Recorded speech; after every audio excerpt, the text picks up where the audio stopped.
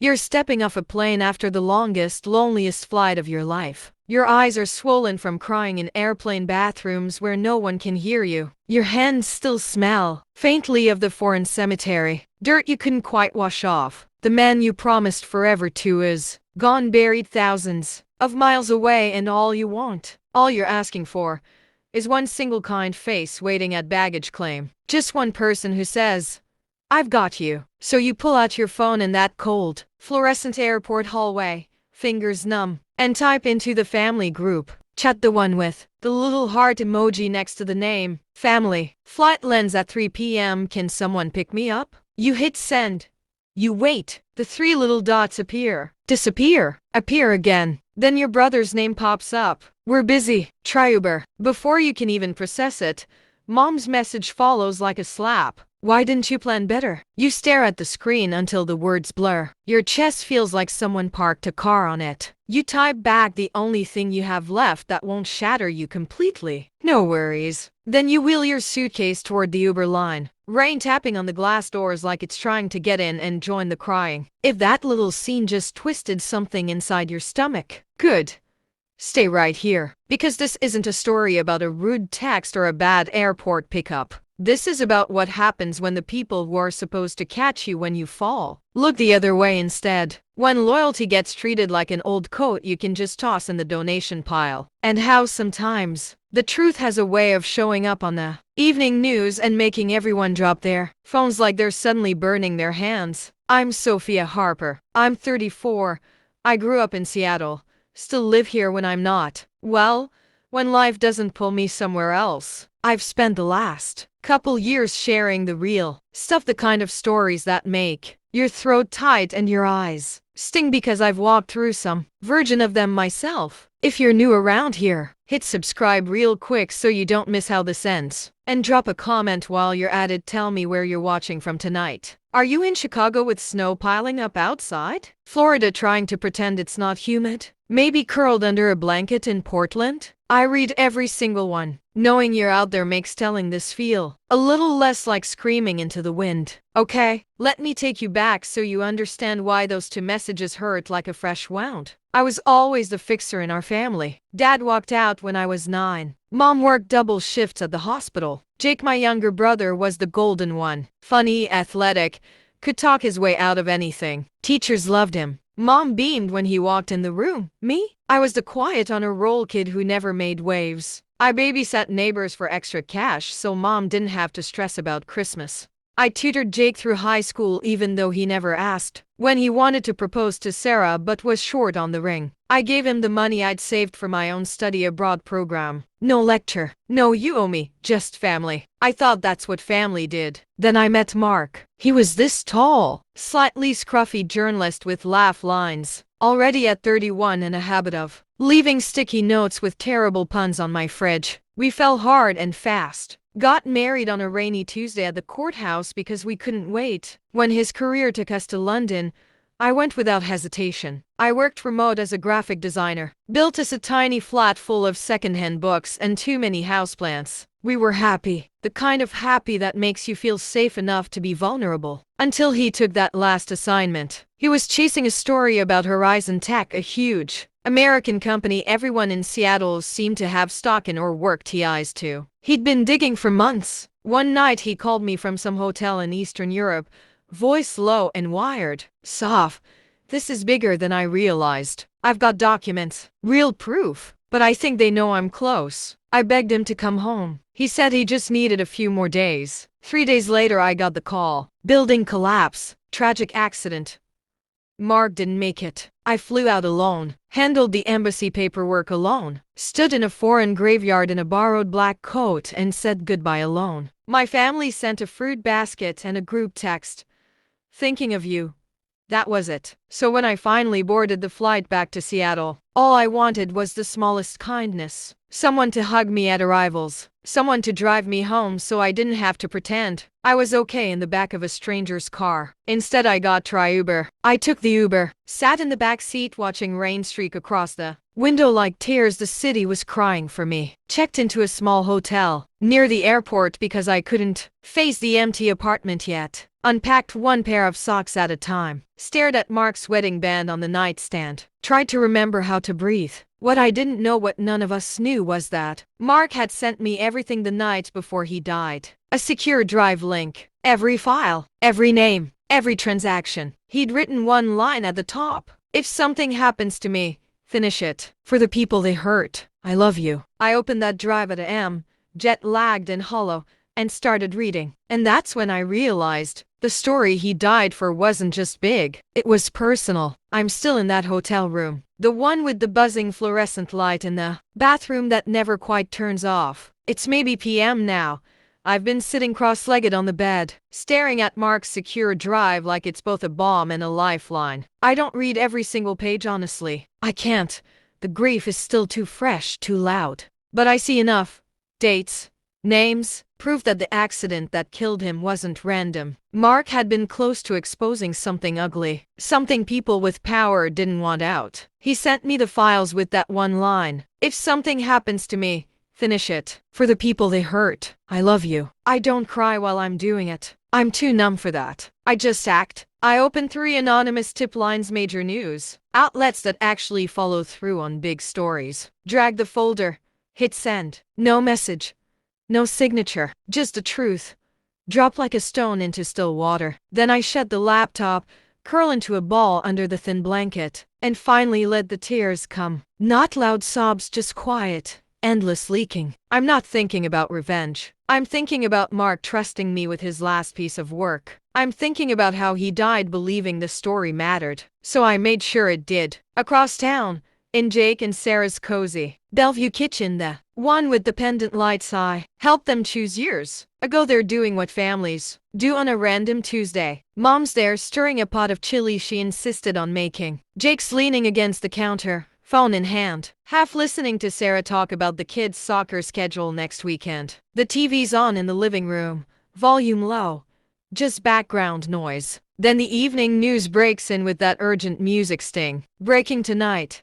Posthumous recognition for journalist Mark Reynolds." They all glance over, more curious than anything. The anchor's face is serious but warm. "Mark Reynolds, the investigative reporter killed last month in an overseas building collapse, has been awarded the prestigious George Polk Award for his courageous work exposing corporate corruption." Sources confirm that key evidence from Reynolds' investigation was anonymously delivered to news organizations today, leading to immediate federal inquiries and the launch of a full-scale investigation. Reynolds' widow has been notified of the honor. A photo of Mark flashes on screen, my favorite one. The candid shot from our honeymoon where he's laughing with wind in his hair. Sarah's hand flies to her mouth. Sophia's Mark. Oh my God. Mom freezes mid-stir. The wooden spoon drips onto the floor. Jake's eyes are glued to the TV.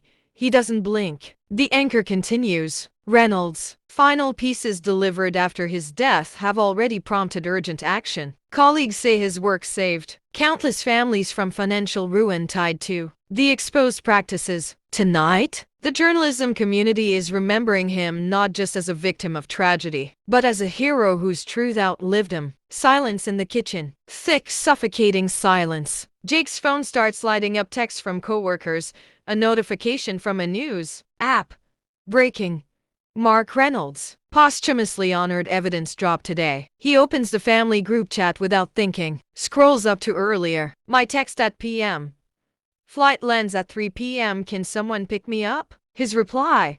We're busy. Try Uber. Moms, why didn't you plan better? My response. No worries. The award graphic is still on the screen. Mark's face smiling out at them. Mom whispers, barely audible. She just buried him. Alone. And we couldn't even drive to the airport. Jake's face drains of color. He sets the phone down like it's too hot to hold. She had his files. She must have sent them. Today. Right after she landed. Sarah looks at him. Then at Mom. We told her to take an Uber.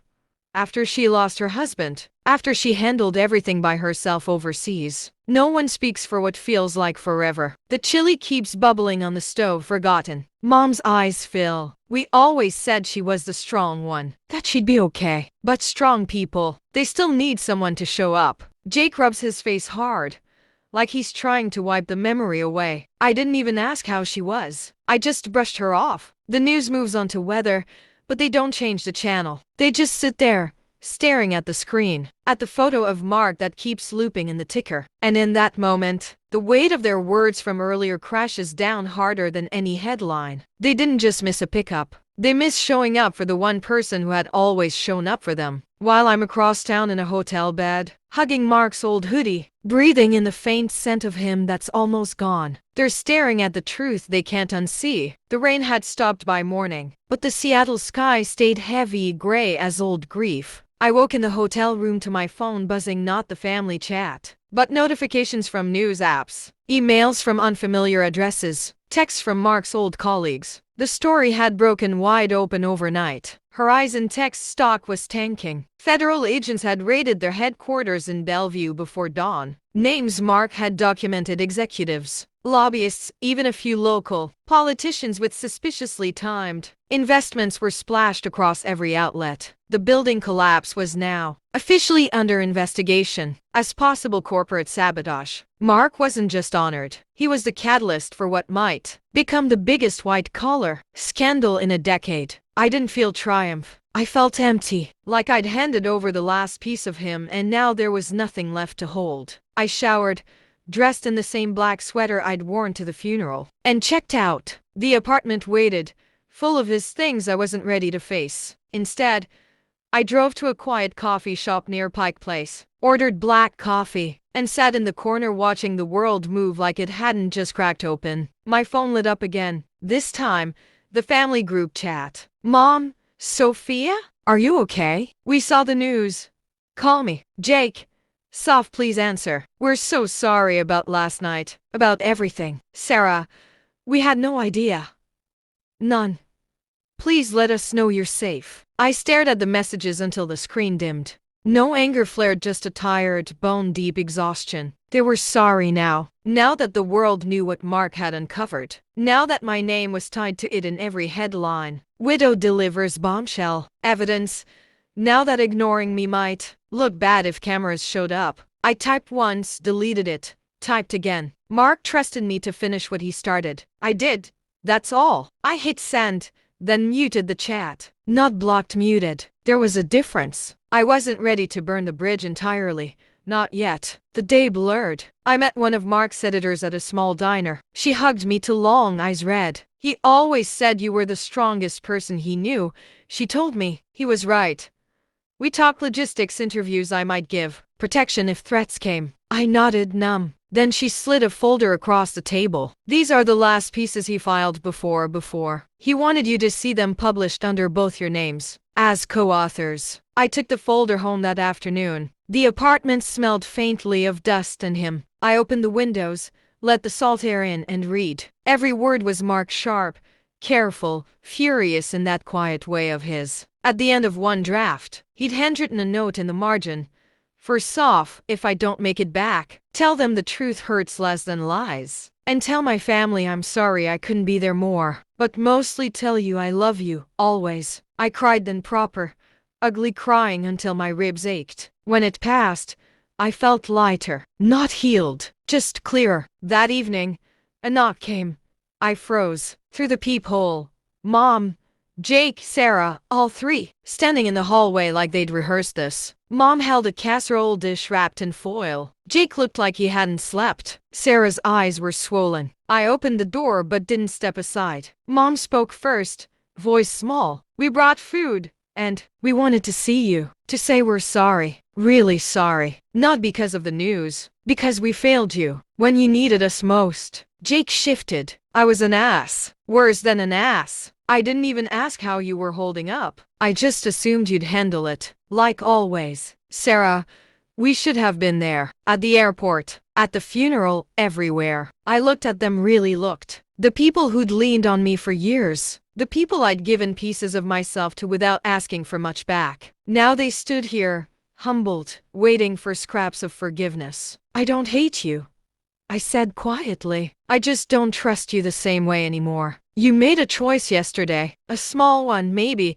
but it showed me where I stand, and it hurt more than burying him alone. Mom's lip trembled. "Can we come in? Just to talk?" I hesitated, then stepped back. They filed in slowly, like they were afraid the floor might give way. We sat in the living room, Mark's books still stacked on the coffee table, his photo on the mantel. No one touched the food. We talked for hours, not yelling, not excuses, just truth. Mom admitted she'd always seen me as the unbreakable one, the one who didn't need coddling. Jake confessed he'd resented how effortlessly I fixed things, how it made him feel small. Sarah said she'd followed their lead instead of pushing back. I listened, then I spoke. I spent years being the one who showed up, who gave, who forgave. Mark was the first person who showed up for me without me having to earn it. And now he's gone, but he left me something bigger than grief. He left me purpose. I'm not going to disappear into anger at you, but I'm also not going to pretend nothing changed. Jake nodded slowly. What do you need from us? Time, I said. Space. And if you want back in my life, show me. Not with words, with actions. Consistently. No more assuming I'll be fine. Mom reached for my hand. I let her take it, but didn't squeeze back. Not yet. They left around midnight, promising to check in without crowding. I locked the door behind them, leaned against it, and exhaled. The next morning, I opened my laptop. There were interview requests, book offers, foundations wanting to honor Mark's work. I started replying, not for revenge, for legacy, for the people Horizon hurt, for Mark. And somewhere in that work, I began to rebuild not just my life, but the boundaries around it. Family wasn't automatic anymore. It was earned. Weeks later, at the Polk Awards ceremony, I walked the stage alone. Mark's photo projected behind me. I accepted on his behalf, then added my own words. This isn't just about justice. It's about truth, and about the people who carry it forward, even when they're carrying it alone. Afterward, in the lobby, Mom, Jake, and Sarah waited near the doors, not pushing forward, just there, holding flowers, holding space. I walked over, took the bouquet, met their eyes. Thank you for coming, I said, and for the first time since the airport,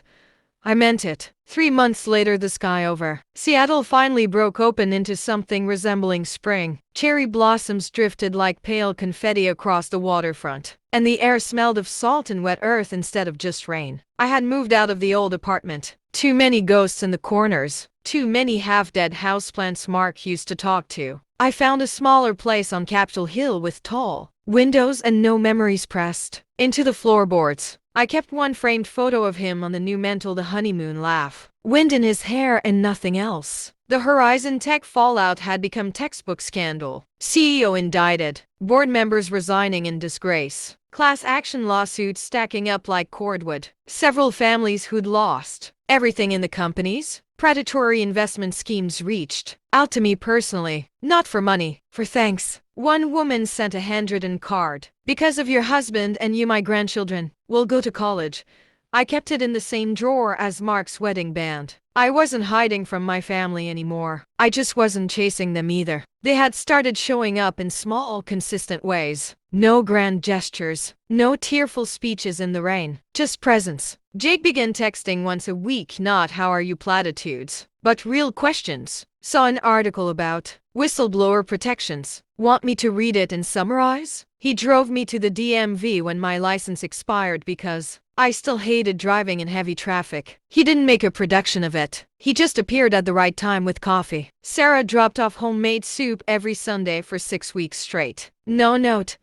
Just the container on my doorstep, still warm. One time she included a tiny card that said only, "We're learning." I started keeping the empty containers instead of returning them. A quiet truce. Mom was the slowest to change, but the most thorough. She stopped saying "you're so strong" like it was a compliment and started asking, "How are you really feeling?" She came over one Saturday with a box of Mark's old articles she'd printed from the internet, every byline he ever had. We sat on the floor and read them together. She cried when she reached the one about corporate accountability that ended with the line, "The truth doesn't need permission to be told." She whispered, "I should have known he was writing for people like us." I didn't forgive her that day. Forgiveness wasn't a switch, but I let her stay until the streetlights came on. Then came the invitation. Jake's birthday. Their house in Bellevue. The same kitchen where they'd watched the news and dropped their phones. They asked if I'd come. Not demanded.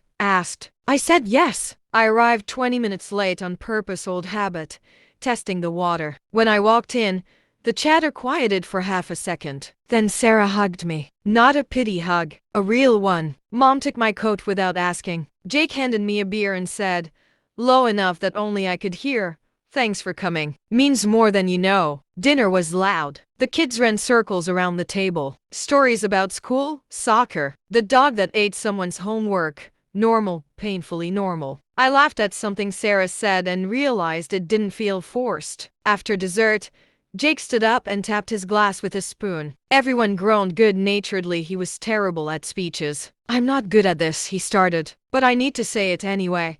He looked straight at me. A few months ago I told my sister to take an Uber when she just buried her husband, alone, on another continent. I said it because I was tired, because soccer schedules and work felt bigger than her pain. I was wrong. Completely, unforgivably wrong. The room went still. He kept going. Sophia didn't yell at us, didn't cut us off. She just stepped back. And she had every right to keep stepping. But she let us try again. Small steps. And I'm standing here tonight because she gave us the chance to be better. So his voice cracked. Thank you, Soph, for not giving up on us even when we gave you every reason to. Mom reached across the table and squeezed my hand. This time I squeezed back. Sarah lifted her glass. To Mark, who told the truth even when it cost him everything. And to Sophia, who finished the story. Glasses clinked. Someone murmured to Mark.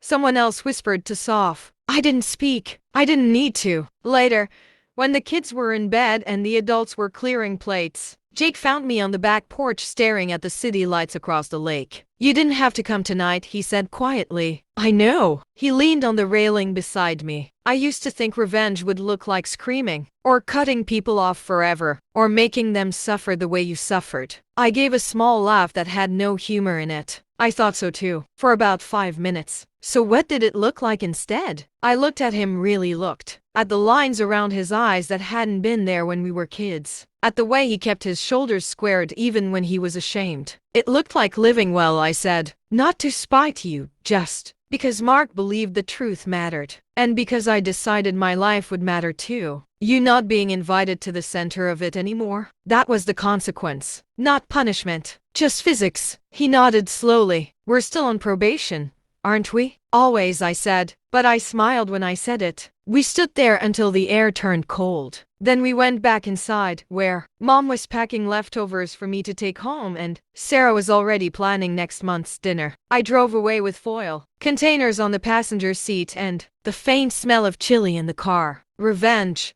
it turns out, doesn't always roar. Sometimes it simply walks away and builds something better. And sometimes, just sometimes, the people who dropped you realize they're the ones left, standing in an empty kitchen, staring at the phone they should have answered. I didn't need them to hurt. I just needed them to see. And once they saw, the rest was up to them.